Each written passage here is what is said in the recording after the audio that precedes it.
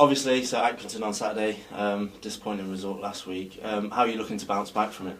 I think we've had a good week training. The lads have had a rest, the ones that need rest, and the lads who've needed a bit of top the fitness up have done that. So we've had a good week physically, and we're mentally ready before it because we're entering the last 10 games and we need to pick up some wins. You're not worried about the Accrington pitch, are you? Because obviously they play some of the best football in the league, but their pitch is questionable to say the least. Have you prepared for that? Or? Well, I've one of my friends played for Burton. They played there Tuesday night, and he said, down the middle it was bobbly and a bit bare, but down the wings it was fine. So hopefully, they do play good football, as you just said. If they can play football, there's no reason why we shouldn't. Obviously, looking ahead, what is coming into the business end of the season?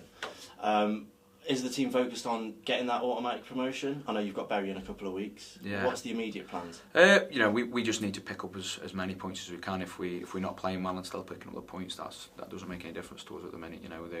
The games are coming, and the end of the season's near. So if we can just pick up the points regardless of how we play, then that's the only thing we're after. As you said, we play a few of the top sides in the running and a few that are going to be in and around the playoffs, and it's in our own hands. If we can go out and win the games, we'll pick up points and take them off them.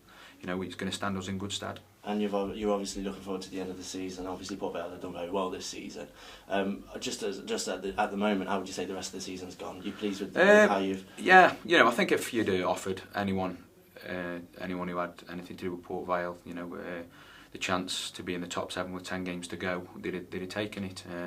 And that's something that we've got to look at. But we are our destiny's in our own hands, if you want to put it that way. We know that we're going to play some of the sides that we can take points off, who are going to be challenging, and that's ultimately the main thing. We need to take points off all the sides, and hopefully you can have that little bit of an extra push and finish in the top 3.